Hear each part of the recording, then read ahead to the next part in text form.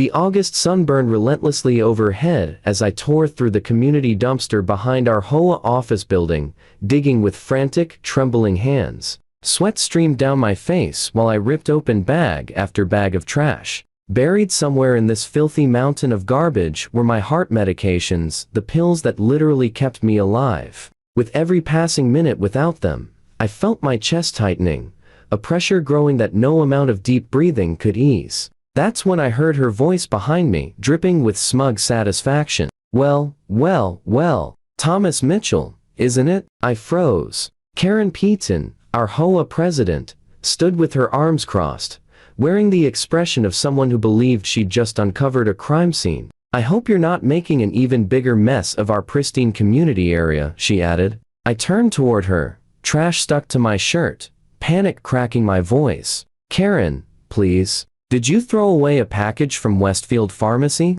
It had my heart medications in it. She tilted her head with exaggerated sympathy. Oh, you mean those unsightly pill bottles cluttering your front porch? Yes, I properly disposed of that litter. Pill bottles left outside create a community eyesore and are a clear violation of our aesthetic standards. Let me explain how I ended up in this nightmare. My name is Tom Mitchell, and I've lived in Maplewood Heights for 3 years. It's one of those picture-perfect suburban developments where every lawn looks professionally maintained, and every mailbox is painted the exact same shade of white. I moved here after my divorce, hoping for peace, a quiet place to manage my severe heart condition. My cardiologist put me on a strict regimen of medications I must take at precise times every day. Blood thinners, beta blockers, ACE inhibitors, all of them delivered monthly by Westfield Pharmacy in a secured, locked basket on my front porch. The system worked perfectly for 2 years,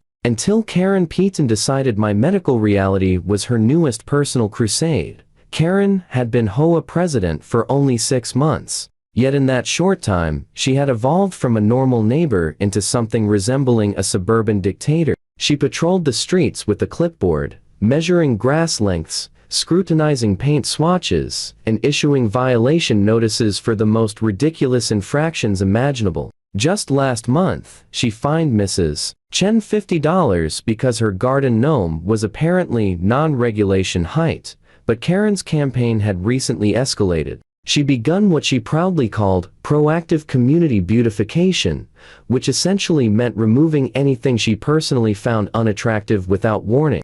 Garden decor, welcome mats, and even children's toys left outside overnight began disappearing. Mysteriously, I should have predicted what would happen when she started leaving passive-aggressive notes about my pharmaceutical clutter.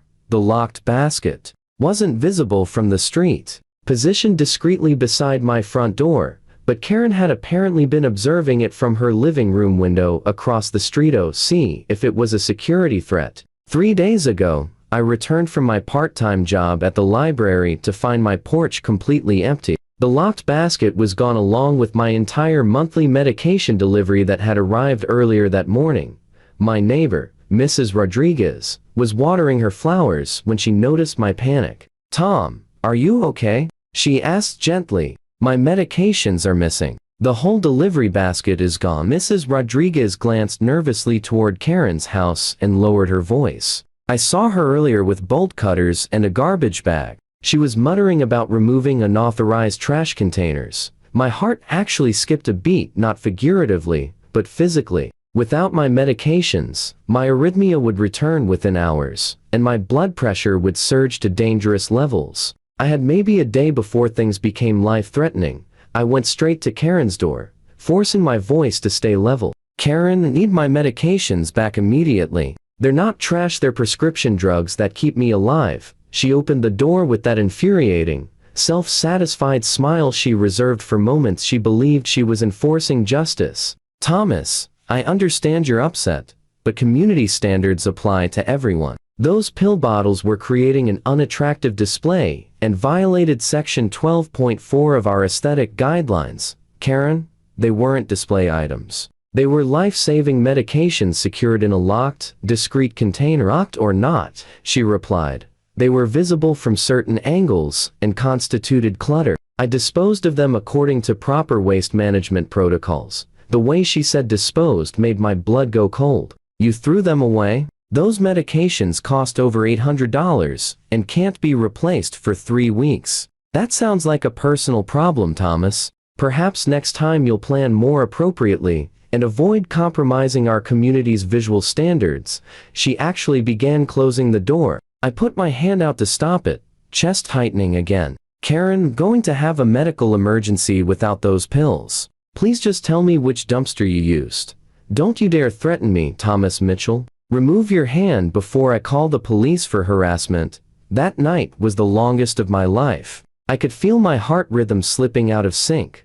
The monitor displaying readings that would terrify any doctor. If I went to the hospital, they'd only give me a few days' worth of medication, and my insurance wouldn't cover a new prescription for weeks. By morning, desperation pushed me to search every dumpster in the neighborhood. That's how I ended up elbow deep in trash when Karen found me behind the HOA office. I told you yesterday, Thomas, she scolded. Those pills were disposed of properly, and I won't have you creating a mess in our waste management area.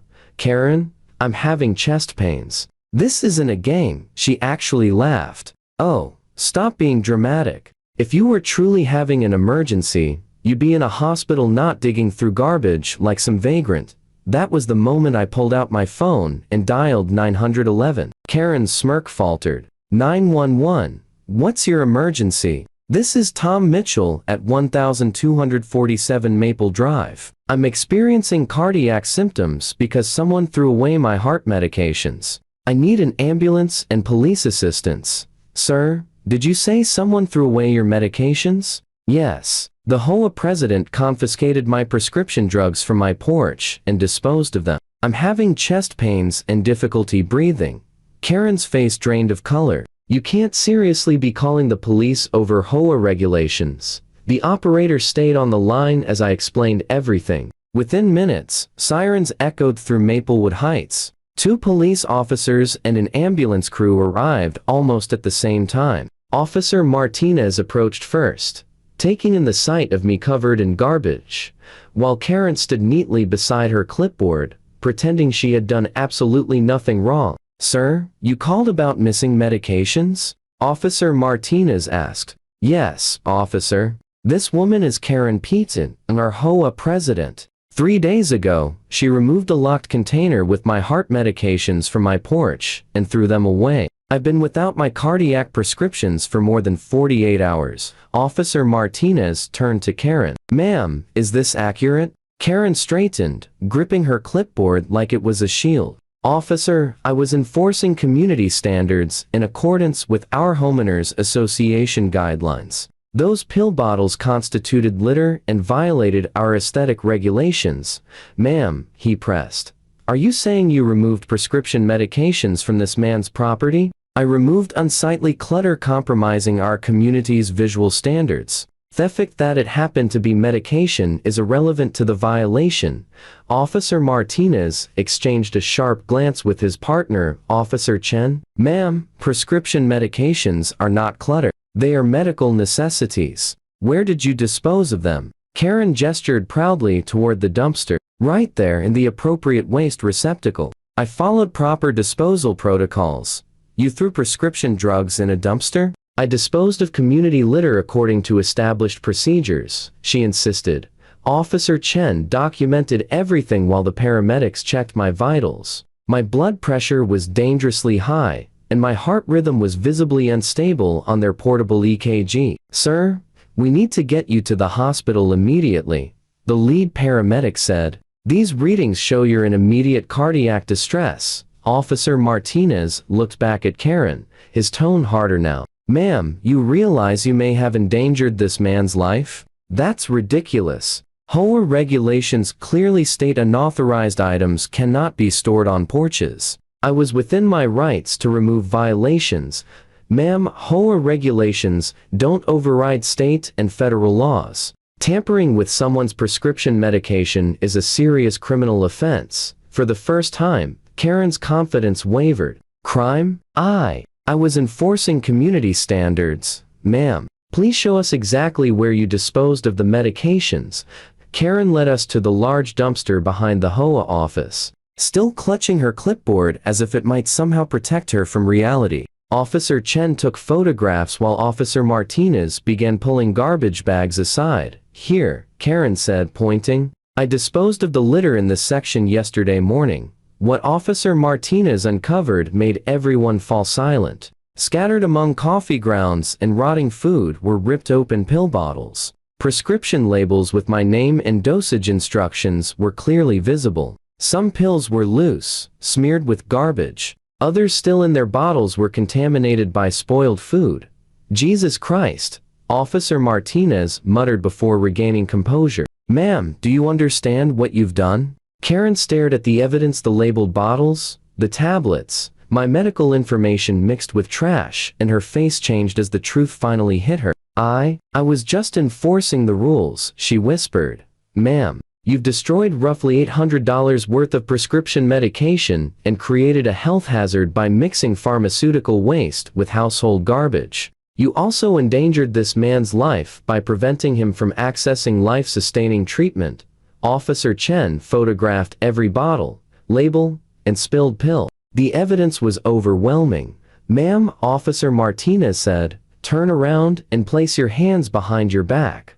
"What? You can't be serious. I'm the HOA president. I was doing my job." "Ma'am, you're under arrest for reckless endangerment, destruction of property, and improper disposal of pharmaceutical waste." As Officer Martinez read Karen her rights, I watched the woman who had terrorized our neighborhood for months finally face consequences. Her clipboard slipped from her hand as the cuffs snapped into place. "This is insane," she repeated. "I was following HOA guidelines. You can't arrest me for enforcing community standards." "Ma'am," Officer Martinez replied, "HOA guidelines don't give you the right to steal and destroy someone's prescription medications. You're facing potential felony charges." Neighbors had gathered, drawn by the sirens. These were the same people who had endured Karen's constant nitpicking, fines, and threats. Now, they watched in stunned silence as she was escorted to the police car. "Mrs. Rodriguez whispered to Mrs. Chen, I can't believe she actually threw away his heart medications. She's been getting worse every month," Mrs. Chen replied. "Last week, she told me my mailbox was 2 inches too far from the curb. As paramedics loaded me into the ambulance, I heard Officer Martinez explaining that this was a criminal investigation, not an HOA issue. At the hospital, doctors confirmed my fear. My cardiac readings were dangerously unstable, and I was mere hours away from a potentially fatal arrhythmia. They immediately started intravenous medications while arranging emergency replacements. Mr. Mitchell, Dr. Stevens told me, you're very lucky you came in. Another day without your medications could have resulted in cardiac arrest."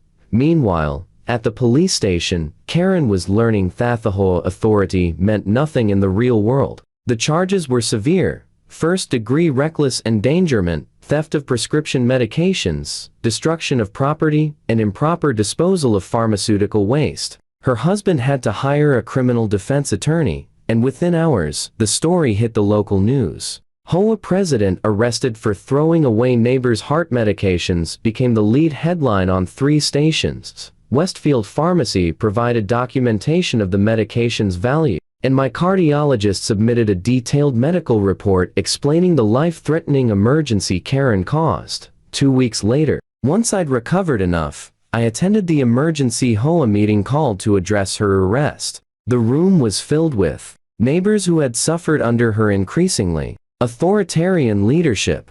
"We need to discuss the immediate removal of Karen Peaton as HOA president," announced board member David Walsh.